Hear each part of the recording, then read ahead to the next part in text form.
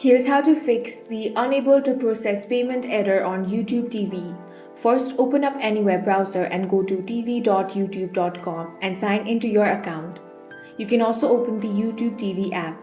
This error typically occurs when your billing details don't match your bank records or if there is a security hold on your Google profile. To fix it, click on the profile picture. Now select Settings. From the left-hand menu, click on Billing. Then click on the Update button next to your payment method. Carefully verify your card number and expiration date. Pay close attention to the billing zip code if you have recently moved or if it doesn't perfectly match your bank statement.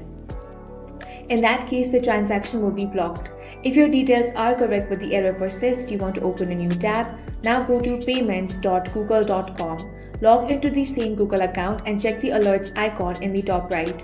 Google frequently triggers this error as safety measure and you may need to click a prompt to quickly verify your identity or confirm your card.